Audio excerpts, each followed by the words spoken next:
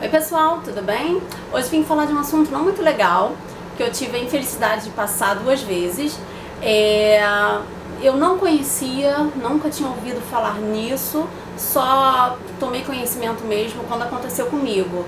A gravidez anembrionária, que também pode ser conhecida como ovo cego ou ainda gravidez sem embrião. Eu tentei engravidar por 10 meses e um belo dia eu descobri que estava grávida, peguei o positivo, fiquei toda feliz, contei para as pessoas mais próximas, né? Esperei uns 15 dias para fazer a primeira ultra e chegando lá descobri que não tinha um embrião, só tinha um saco gestacional. E a médica que estava fazendo a ultra me explicou que poderia ser um caso de gravidez sem embrião, uma gravidez anembrionária.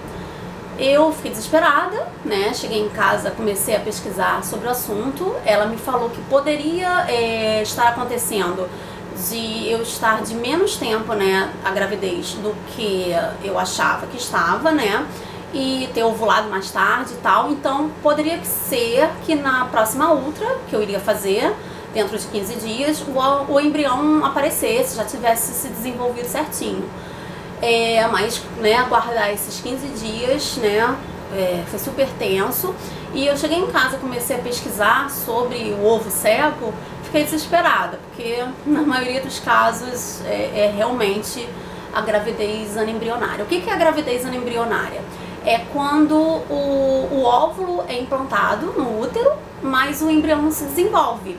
Você sente todas aquelas sensações, né, de realmente estar grávida, o peito incha, você sente enjoo, porque os hormônios existem, os hormônios da gravidez vão mesmo pro corpo da mulher, mas quando faz a ultra só aparece o saco gestacional, geralmente aparece a vesícula vitelina também, mas no embrião não.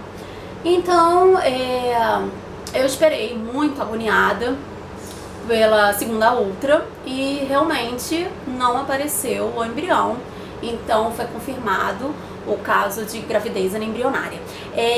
O que acontece também, eu fiz o beta-HCG e, né, tava o nível bem alto, confirmando a gravidez, e conforme a minha médica pediu para eu fazer outro e tal, e os níveis iam baixando, né, do hormônio, porque realmente aquela gravidez não iria para frente.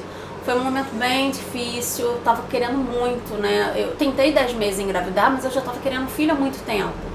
Eu namorei 11 anos, né? A gente namorou 11 anos antes de casar, então eu esperei uns 2 anos e pouquinho pra começar as tentativas, então eu tava querendo muito esse filho. E depois de 10 meses de receber negativo, de ver que, né, a menstruação chegando e tal, receber esse diagnóstico de ovo cego foi muito difícil. O que acontece quando você recebe esse diagnóstico? A médica indica curetagem ou você esperar pelo aborto espontâneo, mas a minha médica me alertou que esse aborto espontâneo poderia demorar muito tempo e que era perigoso, que o aborto podia provocar uma hemorragia, eu perder muito sangue e tal. Mas eu decidi esperar, porque eu tenho muito medo de cirurgia, então eu decidi esperar pelo aborto espontâneo e ele aconteceu um dia depois do meu aniversário. Eu descobri a gravidez em abril, já no finalzinho de abril. Dia 12 de maio foi meu aniversário, eu comemorei com uma festa super legal e tal, com os amigos. Eu tava precisando, né, desse tipo assim de aconchego. E no dia seguinte, dia 13 de maio, eu comecei a sentir dor, começou a vir o sangramento e eu tive o aborto espontâneo. A minha médica mandou eu tomar um remédio, que agora eu não vou lembrar qual, nem ver ao caso, né, ficar falando em remédio. Esse remédio ajudava o útero a contrair e expelir o resto do sangue e tal. Eu senti um desconforto, a dor é bem punk mesmo, mas enfim, saiu o que tinha que sair. Eu fiquei mais ou menos uma semana mal e tal, né, fisicamente, mas mentalmente foi pior. E a minha médica disse que depois que a menstruação voltasse ao normal, eu poderia tentar engravidar normalmente, que alguns médicos recomendavam esperar 3 meses, mas era mais pelo lado psicológico. Mas como eu tava muito afim, a menstruação veio em junho e em julho eu engravidei. Então em agosto eu já tava pegando outro positivo, graças a Deus, e aí veio a Giovana, linda, maravilhosa, ainda veio com aquele olho azul dela, que sem explicação. Aí depois, a Giovana já tava com 2 anos e pouquinho, nós decidimos ter o segundo filho. E eu consegui até rápido, acho que foi em 3 meses eu tava grávida. E o que aconteceu, gente? outra gravidez sem embrião. Desespero, tem aquela coisa de um raio não cai duas vezes na mesma casa. Cai, gente, caiu em cima de mim. Foi horrível, foi horrível. E eu já tinha contado pra Giovana que ela ia ter um irmãozinho quando eu descobri a gravidez. E tive que contar pra ela que não ia mais, né, ter esse irmãozinho. Ela chorou, eu vendo a tristeza dela, fiquei mais triste ainda.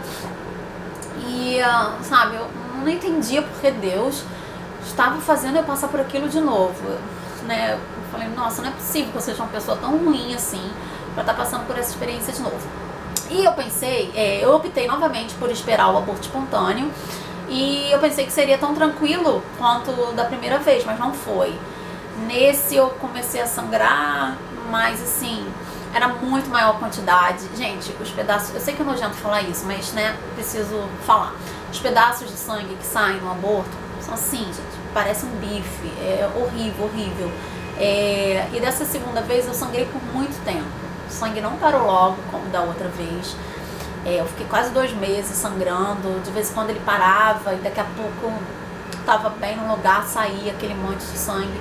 Horrível, a Giovana até presenciou algumas vezes, porque eu fico com ela em casa e presenciou aquele monte de sangue e tal. Assim, eu não deixava parecer, né, assim, muito desesperador por causa dela, mas eu não aguentava mais aquele sangramento, sabe? E aí pensei, nossa, não é possível que depois desse sofrimento todo eu ainda tenha que passar por uma curetagem.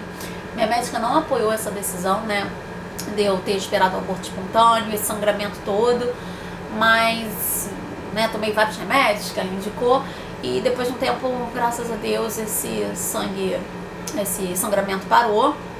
Mas foi bem mais complicado a segunda vez. Eu não sei como nenhuma das 2 vezes eu tive anemia, porque eu perdi muito sangue, mas foi essa a minha experiência. Infelizmente, o raio pode sim cair 2 vezes na mesma casa, aconteceu comigo.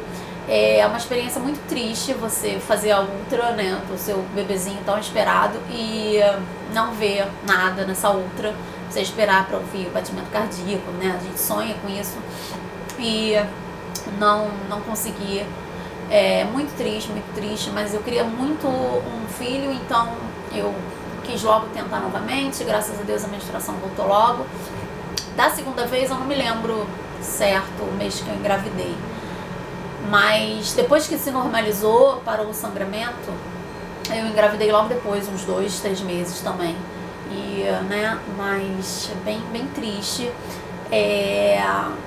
Assim, eu acho que eu tomei a decisão até errada por esperar por um aborto espontâneo, mas indicado realmente a fazer a curetagem, que você se livra logo, né? Não corre o risco. Por exemplo, eu não trabalhava, mas imagina, você tem uma hemorragia no meio da rua, né? Muito perigoso. Mas então é isso, muito triste, né, você ficar sabendo de uma doença, assim, né, de uma coisa. E os médicos nem explicam isso, dizem que é um caso de uma sorte mesmo, ou até sorte, porque esse embrião poderia até se desenvolver com algum problema, né. Minha médica nem pediu para eu fazer nenhum exame e tal, depois dessas gestações embrionárias, mas assim, foi um erro da natureza mesmo. E é isso. Espero que ninguém passe pelo ovo cego, né? Tenha essa experiência de ovo cego. Mas eu queria deixar minha experiência aqui, meu relato, porque isso explica ainda mais a minha vontade enorme de ser mãe e de ser apaixonada pelas minhas filhas. E é isso. Espero que tenha ajudado alguém, né? E comentem. Deixem um recadinho, que vocês sabem que eu gosto. E até a próxima. Tchau, tchau.